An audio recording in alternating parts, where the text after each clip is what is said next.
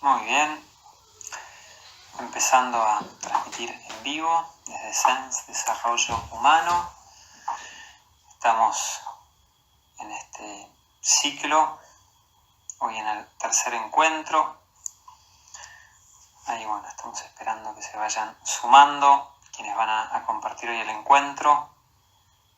Ahora en un ratito se va a sumar conmigo Joaquín Grehan, médico especialista en medicina del estrés, que va a hablar del cuerpo y las emociones. Vamos a ir dando unos minutos. Ahí está Joaco. Muy bien. Vamos a incorporar a Joaquín. A ver. Muy bien. A ver si ahí se conecta, efectivamente. ¿Qué haces, ¿Qué haces, Tommy? ¿Cómo andás? ¿Cómo va eso? Qué placer verte. Qué lindo verte. Así es, así es. Con Joaquín tenemos una relación hace varios años. Y nos, una relación que surgió desde la educación y hoy nos encuentra desde la salud, trabajando en el mismo campo. Sí, qué lindo volver a encontrarnos desde este lugar, ¿no? Y haciendo estos aportes desde lo que cada uno trabaja, me parece espectacular realmente.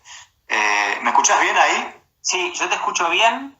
Estamos esperando y se está sumando la gente. Bueno, para quienes no saben, se están sumando. Hoy hacemos el tercer encuentro de este ciclo que llamamos Reencontrando nuestra capacidad de sentir.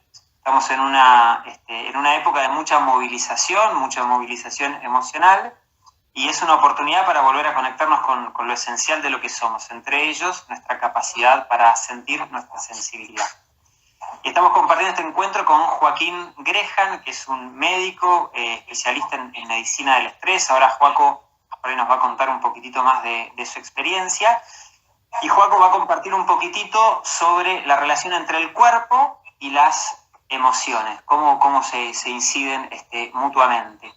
La idea, Joaquín va a compartir un poco sobre este tema. A los que tengan ganas de hacer preguntas, al final vamos a abrir un bloque como para que puedan ir preguntando, y bueno, yo intentaré, Joaco, coordinar un poquitito eso para compartirte las preguntas. Y sí, ahí me preguntan, va a quedar grabado, queda acá en la historia de Instagram durante 24 horas y después lo vamos a subir al canal de YouTube de Sense Desarrollo Humano. Así que bueno, en este encuentro entonces la idea es compartir un poco esto, el cuerpo y las emociones. ¿Cómo se relacionan? Primero me parece fantástico todo esto que está ocurriendo de tantas cosas online, ofertas y personas que desde la conectividad se están dando herramientas, información, desde un montón de cosas, ¿no? Me parece realmente algo un beneficio secundario de esto que estamos atravesando, ¿no? Uh-huh. Pero bueno, como vos decías, Tommy, yo soy médico, me dedico a lo que es la medicina del estrés y el estilo de vida. Tiene muchos nombres esto, la verdad que no nos hemos puesto de acuerdo para llamarlo de una sola manera, porque para muchos es la medicina mente-cuerpo, para muchos es también la psiconeuroendocrinología, ¿no? Que es el término más complicado y poco marketinero. Claro, yo no me animé a decirlo porque una cosa es escribirlo, pero decirlo de una tenés que estar entrenado, ¿no? Se te traba un poco la lengua. ¿De qué se trata? La psiconeuroendocrinología, ¿no? La psiquis, los aspectos psicológicos, emocionales, cómo se manifiestan a través del sistema nervioso en conexión con el resto de los órganos, y también cómo afecta al sistema endocrino y cómo termina repercutiendo finalmente en el sistema inmunológico, ¿no? Como contaba, yo trabajo acompañando pacientes que tienen diversos trastornos, pero en la Fundación Salud trabajamos con este enfoque acompañando pacientes con cáncer, ¿no? En situaciones muy adversas desde lo emocional y desde lo físico también, ¿no? Y ahí es donde pudimos ver mucho en la práctica, porque hay mucho en la teoría, hay muchas investigaciones que son muy interesantes, pero es también muy interesante en la práctica ver cómo estos factores van jugando y cómo se pueden concatenar, no solamente para el bienestar y sentirnos bien a pesar de lo que nos pasa, que eso ya es un beneficio enorme, ¿no? Sí. Sino también en el proceso de recuperación de la salud, porque esto lo tenemos que decir, ¿no? Este nombre tan complicado, la psico, neuro, endocrino, inmunología, ¿por qué quedó tan largo? ¿Por qué quedó tan complicado? Y eso tiene un origen de cómo fuimos concibiendo epistemológicamente la ciencia. Uh-huh. ¿No? La ciencia se caracterizó por separar todo en espacios cerrados y dedicarse a estudiar sin conexión entre sí diversos factores, y la realidad es que somos una unidad y todos estos sistemas que durante mucho tiempo los separamos completamente interactúan y se comunican de manera permanente, es decir, no hay nada que afecte a la mente que no repercuta en el cuerpo, y no hay nada que afecte al cuerpo que no repercuta en la mente, ¿no? Yo siempre pongo un caso muy, muy simple. ¿Qué nos pasa cuando nos engripamos, cuando tenemos una gripe fuerte? Yo me congestiono, me quedo en cama. Te quedás en la cama, no tenés ganas de salir, te tapás hasta acá, mucho tecito caliente y no tenés ganas ni salir.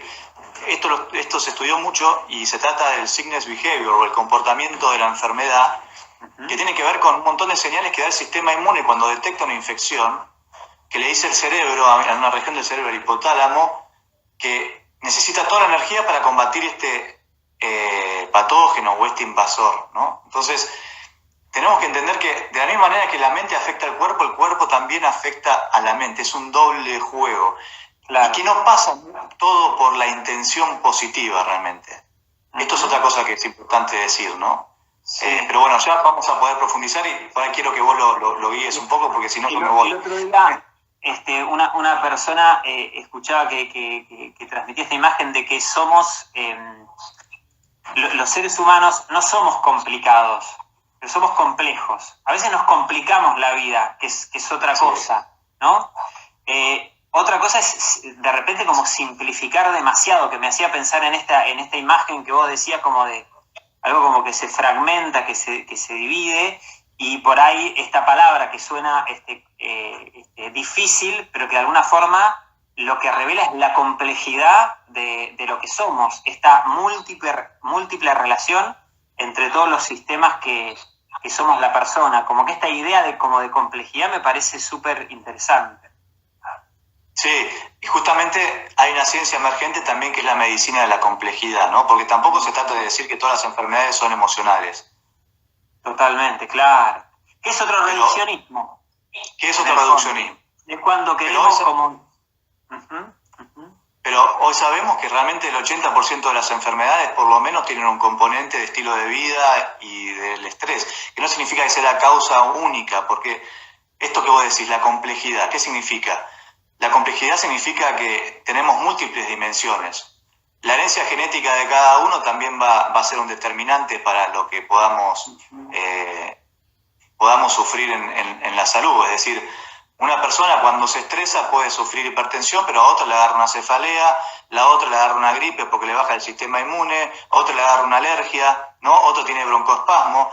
Entonces, en esa complejidad hay un montón de cuestiones personales, desde la personalidad, también desde lo biológico y lo genético, y de las interacciones ambientales, de cómo nuestro cuerpo va interaccionando con los medicamentos y socialmente también. Todo eso es una red muy interesante que estudia la psiconeuroendocrinología, ¿no? Claro, muchas veces se dice esto es genético, pero bueno, es verdad que hay algo genético que interactúa, como vos decís, con el ambiente, con mi propia personalidad, y es todo ese combo, digamos, esa interacción, lo que puede llevarnos a una enfermedad o a estar más saludables. Sin duda, porque mucha gente dice genético porque mi papá lo tenía y mi abuelo lo tenía, ¿no?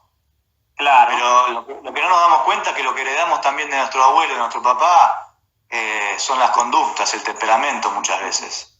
Y ese temperamento es una forma de reaccionar frente a la adversidad por ahí, o frente a la dificultad, que va a condicionar cómo yo activo toda esta red neuroendocrina, ¿no? Y eso va a repercutir en nuestra salud.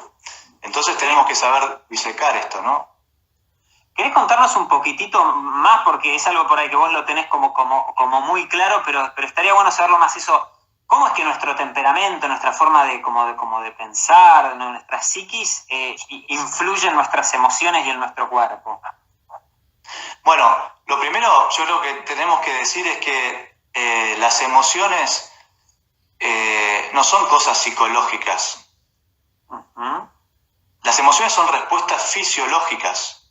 Uh-huh. Es decir, una respuesta emocional es una respuesta adaptativa. Cada emoción tiene un sentido. Y en realidad, desde esta mirada, todos tenemos las mismas emociones, todos tenemos el mismo abanico de emociones. Sí. Y no existen desde esta mirada emociones positivas y emociones negativas. Uh-huh. Existe la buena gestión emocional y la mala gestión emocional. Es decir, o tenemos desarrollada la inteligencia emocional o no. Bien. Porque también es cierto que el enojo, por ejemplo, es una emoción que muchas veces es catalogada negativa, pero hay un dicho que dice que enojarse se enoja cualquiera, pero enojarse con la persona correcta, por el motivo correcto, en la cantidad correcta, eso es sabiduría, ¿no? Claro. Entonces, a veces un poquito de esa energía es también importante para poner un límite y demás. Ahora, ¿qué es lo que pasa cuando yo me quedo atrapado y enroscado y me doy manija y en mi mente quedo completamente secuestrado frente a una situación que la reproduzco 1.000.000 de veces y estoy viviendo mucho tiempo en un estado interno alimentando una emoción densa que realmente me va consumiendo? Porque esto también hoy lo sabemos, que sostener el enojo más de 20 minutos baja 8 veces la capacidad de respuesta inmunológica, ¿no? Mirá, ¿y eso cómo es que baja la respuesta inmunológica a una emoción? Porque nuestro cuerpo está preparado para o disponer la energía para responder ante una amenaza externa o una amenaza interna. Bien. Si hay una amenaza externa, que en la antigüedad, desde el punto de vista de la medicina del estrés, que es visto como esta la respuesta de lucha o huida típica que describió Cannon hace 100 años, si hay una amenaza externa, se activa el sistema nervioso simpático, con también todo el sistema endocrino de la respuesta de adrenalina, el cortisol y todo esto que me da energía, me da fuerza en los músculos, aumenta la frecuencia cardíaca, aumenta la coagulabilidad sanguínea también, y eso me puede ayudar a salir y escapar de la presa o a enfrentar el desafío y salir victorioso, ¿no? Claro. El problema, y toda la energía va ahí. Entonces, como toda la energía va ahí, lo que se queda desactivado ahí es el sistema inmune. Uh-huh. Cuando hay una amenaza externa. Queda en un estado de senescencia, queda inactivo.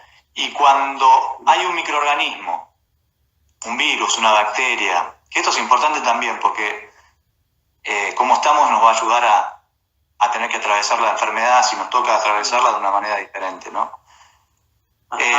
Sí, o una célula tumoral, ahí el sistema inmune, como te decía al principio, genera un montón de respuestas donde ahí yo no puedo salir corriendo, porque toda la energía va a estar disponible para ese sistema inmune que va a contener la enfermedad, ¿no?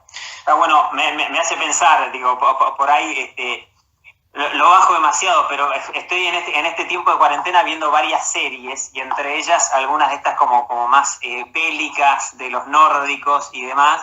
Entonces me venía como la imagen cuando de repente gritan que hay una guerra y se van todos los soldados hacia un lugar y dejan indefensa la otra parte. Cuando yo estoy enganchado con el enojo, ¿no? Y sostengo el hacia afuera, de alguna forma dejo indefensa una parte interna, como que pongo la energía en el afuera y no está hacia adentro. Exacto, las emociones que más daño hacen son el miedo y el enojo, ¿no? Uh-huh. Cuando quedamos atrapados en eso y son estados además que se ha descubierto que son sumamente adictivos. Hay personas que son adictas a la preocupación por lo que todavía no ocurrió y viven en un estado de ansiedad constante, siempre alimentando la catástrofe imaginaria. Claro. ¿No? Es decir, y ahí es fundamental poder aprender a generar esos recursos internos donde se vuelven tan valiosos, ¿no? Generar esos recursos internos donde yo me adueño de mi capacidad creativa. Bien, ¿no? Ahora te voy a preguntar por esos recursos, pero me interesa como subrayar y detenerme en algo que para mí es re importante que vos dijiste, que es cuando nos quedamos enganchados en el miedo y en el enojo, que es distinto a decir cuando sentimos miedo y enojo, ¿no? Porque antes de repente decías, es positivo por momentos sentir miedo y sentir enojo, es adaptativo. Totalmente, es parte de la experiencia humana. Claro, el tema es cuando uno se queda como ahí trabado, ¿no? Y hay que ver cuánto es algo emocional y cuánto es algo mental, que uno retroalimenta ese circuito, ¿no? Es que lo mental alimenta genera lo emocional. O sea, hoy desde esta mirada entendemos al cerebro como la glándula maestra que modula la adaptación del cuerpo a los estímulos. Bien. Entonces ahí adquiere mucha importancia nuestra percepción de las cosas. Porque la experiencia interna va a ser de acuerdo a nuestra percepción. Por eso no vemos la realidad como es, vemos la realidad como somos. ¿No? Totalmente. Es decir, si mi percepción es de una amenaza constante, de que todo el tiempo estoy luchando contra un montón de posibilidades negativas, y es todo lucha,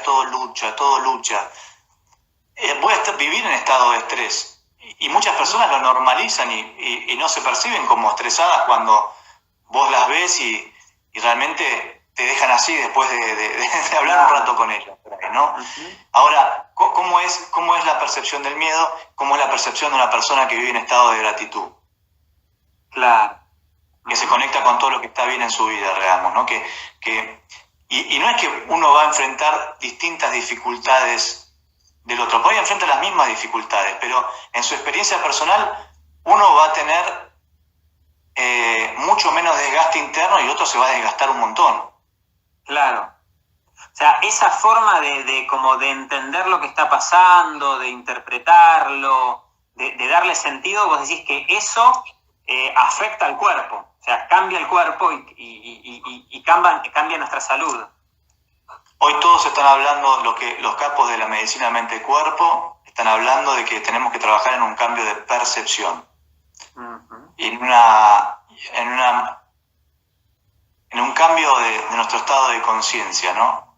De una ampliación de nuestra conciencia, entendiendo la conciencia como este proceso metacognitivo, es decir, como esta capacidad de poder vernos a nosotros mismos, de cómo pensamos, cómo sentimos, sin juzgarnos, sino de conocernos, y de ahí también gestionar esta transformación. Y esa conciencia supraordenadora va a modificar todas esas variables que ahí donde entra para mí la columna vertebral del tema que trabajan ustedes, ¿no? Que es la sensibilidad. Claro. ¿Qué es la sensibilidad?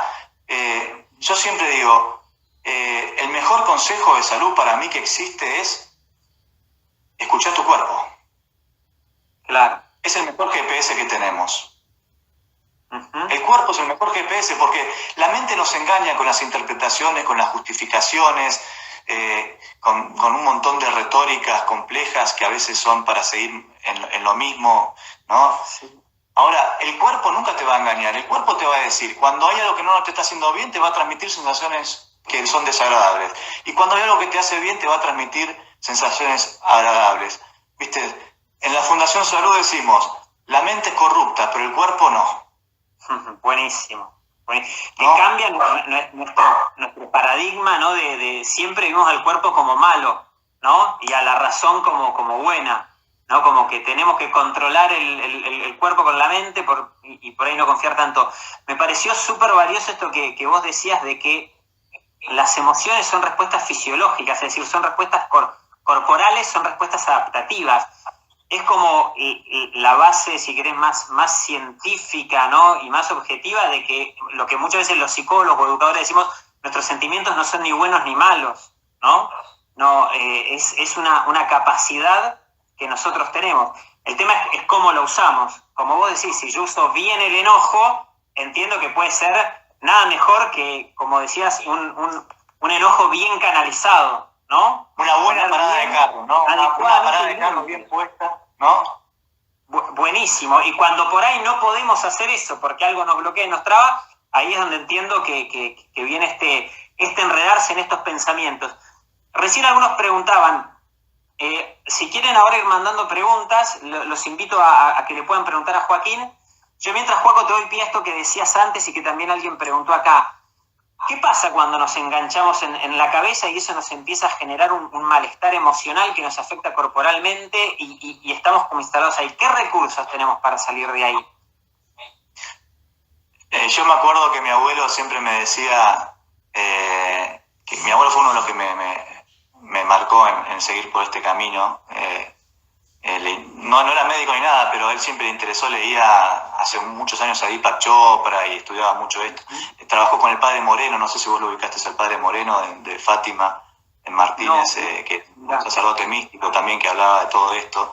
Mi abuelo decía una frase que para mí me quedó grabada: es preferible ponerse colorado una vez y no rosado 1000 veces, ¿no? Es decir, como diciendo, es preferible poner un límite concreto una vez y no quedarse rumiando muchas veces adentro de la situación, donde yo hago para afuera que no pasa nada, pero adentro me quedo enroscadísimo, ¿no? Porque lo que marca la diferencia es cómo yo me siento adentro, ¿no? Y esto no justifica tampoco el otro extremo de esto, que es la impulsividad emocional, que es otro extremo patológico. No poder controlarme, enojarme de esa persona que va por la calle peleándose con todo, bajándose del auto a pelearse porque el otro lo cerró y no lo vio y lo que fuese, es otro extremo patológico. Claro. Y va a generar una vulnerabilidad diferente. Por ejemplo, en la enfermedad cardiovascular está muy descrito este patrón de personalidad de irascible y hostil como un factor importante de vulnerabilidad y de mal pronóstico en la enfermedad cardiovascular. Mira, está muy cuidado todo esto. No puede contener esa carga emocional.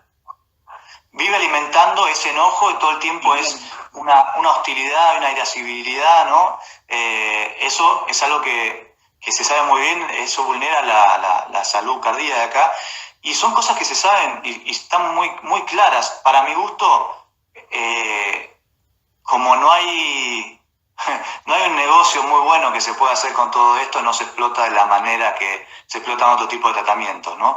Y con esto no estoy diciendo que un tratamiento médico no sea importante, pero digo, si no trabajamos para cambiar nosotros, es difícil que una medicación pueda sostener mucho tiempo mi salud, si yo todo el tiempo estoy desordenando mi salud con mis actitudes, mis comportamientos, mis respuestas emocionales, ¿no?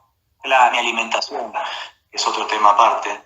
Y, Joaco, acá preguntan algo que me parece interesante, como es sumamente rico el tomar conciencia de cómo nuestros pensamientos, emociones, cuerpos están relacionados y cómo muchas veces, si yo no canalizo adecuadamente eso y me quedo, como decimos, ahí enroscado, eso afecta a mi salud. Ahora, ¿cómo hago para que esto no me genere miedo, ¿no? Como para no estar con miedo pensando que yo me estoy generando estas enfermedades.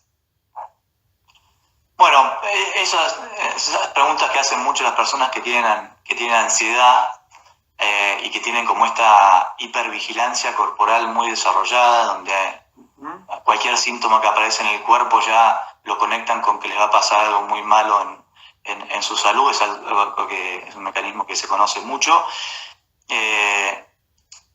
Tenemos que entender que esto no da salud de un momento para el otro, ¿no? Por eso yo creo que es tan importante trabajar para desarrollar la sensibilidad bien entendida. Para desarrollar la sensibilidad tenemos que apagar nuestra mente, aprender a darle menos preponderancia a la mente que habla todo el tiempo, esa mente parlanchina, esa mente que está haciendo interpretaciones de la realidad constantemente, la mente que quiere tener el control. Y poder tener más una conciencia corporal, que esto lo trabajan ustedes también y es que es tan importante, ¿no? Realmente la conciencia corporal, como estar con la conciencia en todo el cuerpo, es algo que nos lleva a estar en un estado de calma y más en estado de presencia. Y con esto hay investigaciones de hace varios años, ya de hace 10 años, que ya lo investigaron a todo esto. Se saben muy bien los mecanismos. Hay una red en el cerebro que es el circuito en modo default o el Default Mode Network, que funciona en piloto automático y es una conexión entre la corteza cingulada anterior y la corteza prefrontal, que son circuitos cuando nosotros estamos rumiando, ¿viste? Pensando en cosas que no nos aportan nada, son circuitos que están muy activos. Y hay varias cosas que nos hacen salir de ese circuito. Bien, buenísimo. Decí que acá están esperando con ansias. La primera es tomar contacto con el cuerpo. Bien. A través de los sentidos. Bien. Porque es como que cuando yo conecto con el cuerpo, ahí se activa toda la corteza motora y toda la corteza sensitiva, que esto se puede hacer a través del tacto, de sentir y prestar atención a la información táctil que no prestamos atención, a través del olfato, a través del gusto, a través del sonido, a través de la contemplación visual. Todo esto activa una conciencia corporal y se habla como en el cerebro una conciencia expandida, porque lo que es fascinante de ver estas imágenes en el cerebro es que los circuitos rumiantes funcionan como un circuito pequeño donde están ahí maquinando las ideas, y cuando nos conectamos con el cuerpo como que el flujo sanguíneo y toda la energía está mucho más abierta, mucho más expansiva, ¿no? Bueno, o sea, algo tan simple que cuando me quedo en ese circuito cerrado, pensando, no es que se trata de no pensar, sino, como decís, de ampliar la conciencia. Y eso lo hago percibiendo el cuerpo. Cuando empiezo a percibir el cuerpo, a nivel cerebral, vos decís como que se activan otros circuitos. Totalmente, sí, se activan otros circuitos completamente. Y para las personas que por ahí dicen, bueno, ¿cómo hago? ¿Qué sé yo? Y tengo que entrenar, esto me tengo que habituar a hacer esto. Nos tenemos que entrenar. Hoy los ejercicios de conciencia corporal, la meditación, el yoga, el tai chi, todo eso son herramientas que ya están investigadas y están comprobadas que funcionan para yo habituarme a estar en ese modo de ser y estar menos en esa zona. No tenemos que asustarnos, tenemos que, primero que nada, para transformarnos, aceptar cómo estamos. Bien. Y después desarrollar los hábitos que sean necesarios para vivir más saludablemente y con mayor bienestar, ¿no? Bien, o sea, no se trata de tener miedo. Cuando nos enganchamos con el miedo, justamente nos estamos como enganchando, sino que nos mueva a tomar conciencia y a generar hábitos más saludables. Totalmente. Con el enojo, que preguntan mucho, el enojo, ayer charlamos con Marichu, y también cargando, decíamos que parece que los hijos se enojan mucho, pero me parece que es porque los padres por ahí también nos enojamos bastante, ¿no? Y en esta época, me imagino, donde estamos encerrados, también estamos muy conectados con eso. ¿Tendrías alguna recomendación también como para ver cómo podemos desactivar estos circuitos que nos encierran en el enojo? Como te decía, Tommy, lo que hay atrás de toda activación emocional es una percepción, una interpretación de la realidad. Todas las emociones y las emociones y los pensamientos no son la realidad. Es como nosotros experimentamos la realidad. Generan la experiencia de la realidad, pero no es la realidad. Ahora, como los pensamientos y las emociones, sobre todo las emociones, pero que a veces vienen gatilladas por pensamientos de las cosas, lo vivimos en el cuerpo con sensaciones tan fuertes, nos convencemos que eso que sentimos es la realidad y no podemos ver de qué manera nuestra percepción está involucrada. ¿No?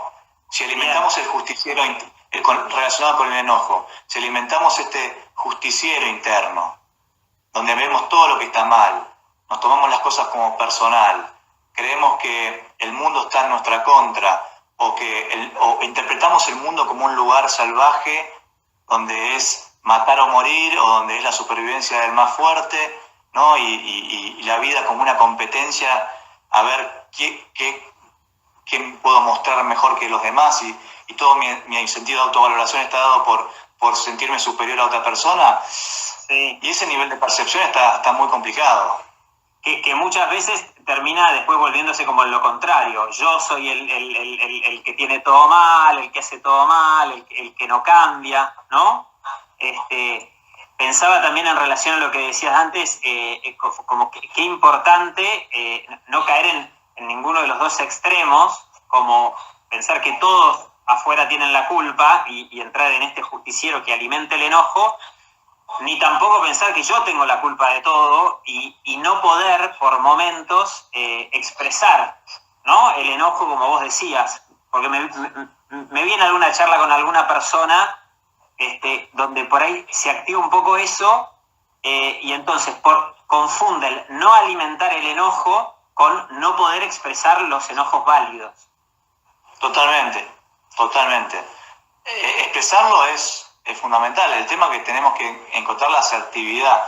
A veces, para personas que tienen mucha ira y que por ahí son un poco adictos a ese estado emocional, lo que yo recomiendo siempre es, bueno, si te agarra un ataque, andá y pegale a la almohada o agarrá una manguera y pegale al piso, desquitate, pero no te desquites con lo que te produce, con la persona que te lo produce.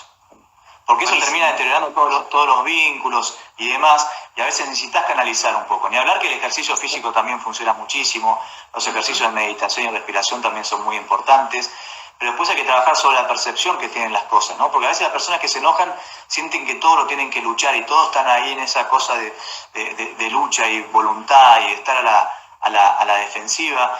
Y hay estudios también, ahora me hiciste acordar, hay algunos estudios que muestran algo muy interesante en los hombres sobre todo, que hay una correlación entre el nivel de agresividad y la alexitimia, que viste esta incapacidad para poder entender, reconocer y expresar los sentimientos y las emociones propias. Claro. Que sobre todo en los hombres que tienen más problemas de agresividad y violencia, tienen más problemas para gestionar sus emociones y entender qué les pasa y resolverlo y encaminarlo y hablar de eso, y ante ese descontrol interno la respuesta es como la agresividad. Bien. Sin querer justificar a nadie, obviamente, ¿no? Pero tratando de comprender a un nivel más profundo. Pero intentar comprender para entender por dónde va el camino, como que se entiende que hay un desborde, pero porque hay desconexión de eso que está pasando, ¿sí? Por ahí no es el problema lo que está sintiendo, sino que no puede conectar, y porque no puede conectar, no lo puede canalizar. Joaco, me preguntan, calculo que será alguien de Brasil, porque me preguntan la inseguranza, ¿no? Cómo la inseguridad, ¿no? Que por ahí está un poco relacionada con los miedos, cómo vencerla, qué recomendación se te ocurre también en ese tema, cuando uno se siente tan inseguro. Todas las cosas que tienen que ver con las emociones tienen que ver con un montón de interacciones, pero desde el adulto emocional, por más que hayamos atravesado experiencias muy difíciles en nuestra edad temprana que nos hayan podido condicionar a sentirnos de determinada manera, que esto también es algo que sucede en el desarrollo, desde nuestra propia autoconciencia, de nuestro propio trabajo personal, podemos ir trabajando para generar estados diferentes, ¿no? Y esto es algo que tenemos que entender, que todos los días nos vamos construyendo en un espacio que es neurogenómico molecular, ¿no? Porque cada pensamiento, cada imagen que nosotros traemos a nuestra mente, cada respuesta emocional que nosotros alimentamos, eso nuestro cuerpo va aprendiendo y se va habituando a responder de esa manera.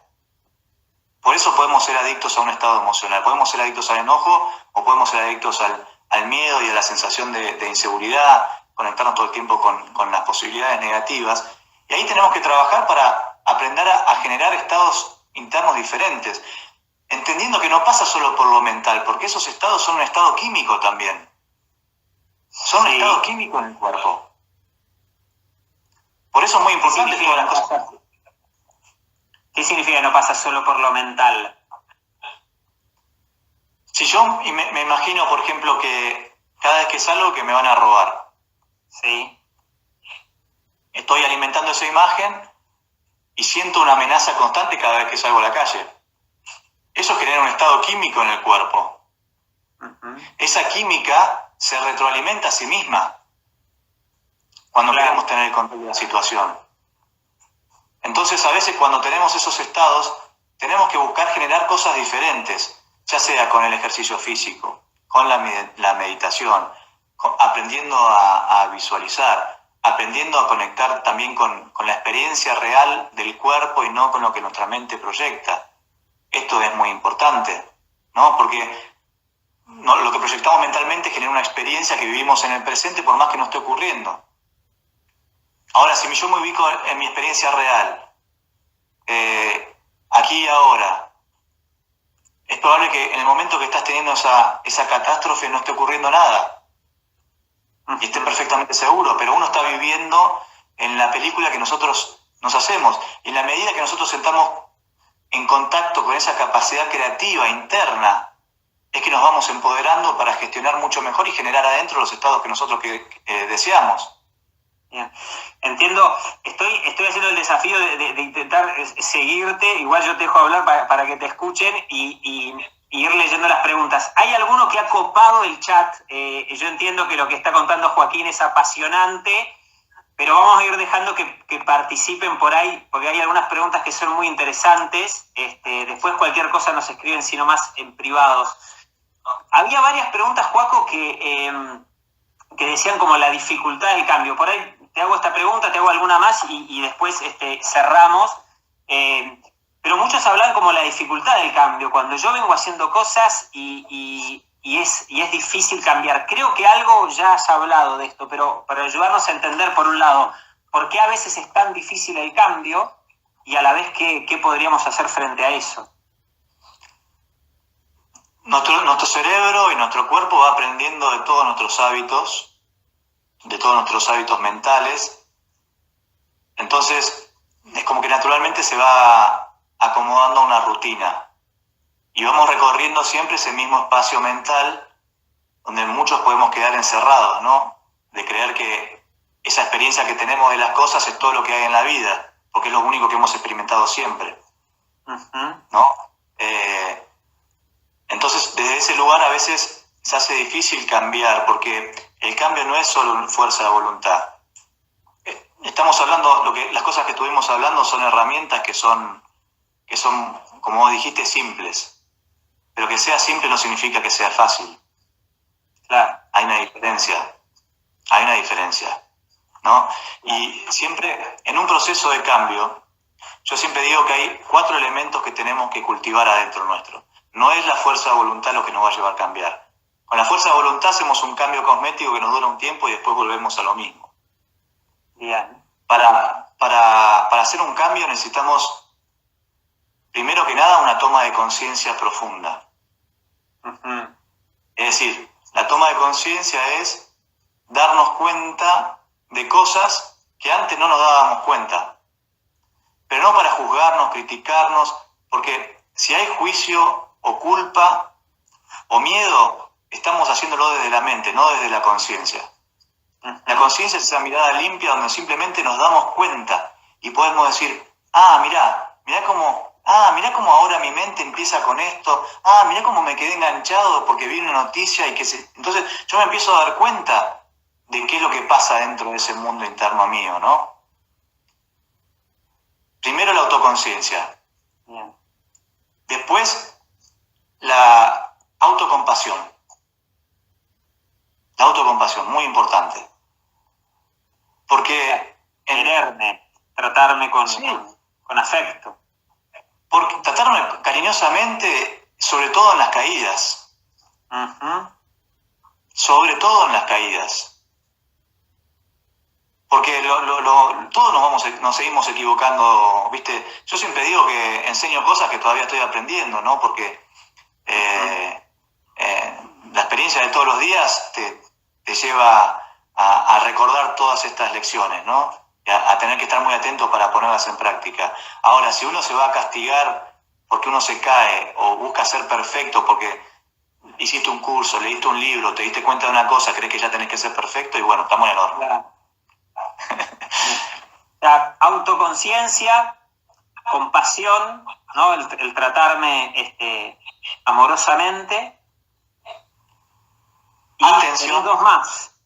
Sí, atención. Atención. ¿No? Aprender a prestar atención, a estar atento. No en alerta, atento. Es decir, atento es vivir con esa conciencia del presente, conectado con todas las cosas que van sucediendo. Y acá hay una metáfora del orientalismo que a mí me gusta mucho, ¿viste? Porque, si bien yo no soy ni budista ni nada de eso, pero, ¿viste? Los orientales dicen que cuando una persona se ilumina, se le abre el tercer ojo acá. Sí. Lo que más me gusta es que ellos dicen que el tercer ojo no se ve porque es el ojo que mira para adentro. Mirá. Es decir, cuando una persona se ilumina, no es que puede ver el aura y no sé, y esas cosas, sino que se ve a sí mismo. Puede ver sus pensamientos, sus juicios, sus críticas, sus respuestas emocionales, puede ver su ego, cómo se involucra con las cosas. Y de ahí es, mirá cómo yo me involucro con esto, mirá cómo yo me afecto con esto. De ahí hay que darse cuenta. Pero para esto tengo que estar muy atento. Nos distraemos con mucha facilidad.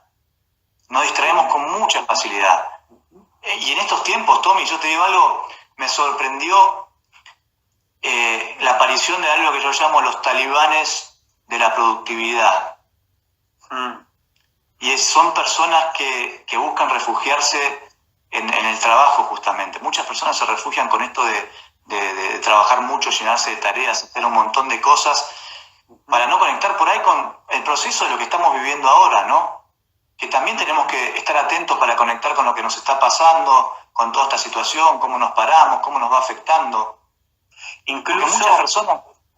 Incluso talibanes de la productividad, nosotros en el ámbito más de salud o del autoconocimiento, yo me doy cuenta que hay tantos recursos que son válidos y que son buenos y que creo que son necesarios, pero esa línea sutil que muchas veces hace que terminemos cayendo en querer hacer cosas más que atravesarlas, ¿no? Queremos sacarle el jugo a la cuarentena, por ejemplo, haciendo cosas, y por ahí está bueno si podemos hacer cosas, pero lo principal es como atravesarlo, ¿no? Es un parto, ¿no? Que tenemos que aprender a atravesarlo, como decir, me gusta esa palabra, ¿no? Buenísimo, está linda la imagen. Sí.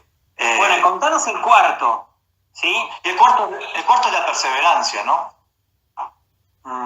Esto de que el agua va tanto al cántaro que al final el cántaro se rompe, ¿no? Pero para ser perseverante tengo que aprender también a tratarme cariñosamente cuando caigo y cuando hago las cosas mal. Y en un proceso de cambio, yo tengo mucho miedo a veces cuando el cambio es radical de un momento para el otro. La verdad es como que me vuelvo muy sospechoso. Cuando esa persona parece que está haciendo todo bien y todo perfecto y ya tiene la situación bajo control, ¿no?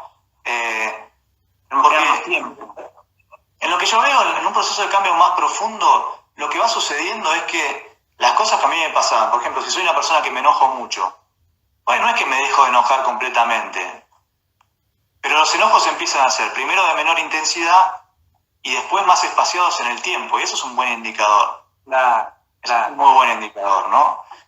Me pareció espectacular esto, bueno, el tema del tiempo clave, el tiempo, los procesos, me parece fantástico porque creo que tiene que ver con nuestra sensibilidad, ¿no? La sensibilidad habla de algo que requiere tiempo, ¿no? No es algo tan mecánico. Pero sobre todo esto, cómo relacionabas el tema de la perseverancia con, si querés, la autocompasión. Si yo me castigo cada vez que algo no me sale, porque los cambios no son como yo quiero, es imposible sostener un proceso. Espectacular, Joaco. La verdad que te agradezco un montón. Me gustaría contar algunas cosas que vamos a hacer acá con vos y darte alguna palabra por si querés cerrar, porque además lo que vamos a seguir haciendo ahora creo que se relaciona mucho con esto que venías compartiendo de también como distintos recursos.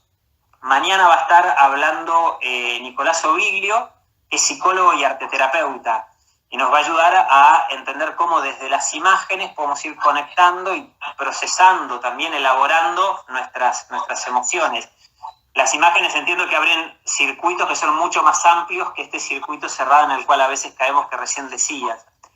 El jueves va a estar Sergio Bragio, que es un coach ontológico muy piola, que nos va a ayudar también a seguir profundizando en esto que decís vos, de la conciencia de cómo a veces lo que pienso, lo que me digo, a mí esos mensajes que me voy dando, muchas veces me van cerrando, me van dejando como cargado, me van limitando.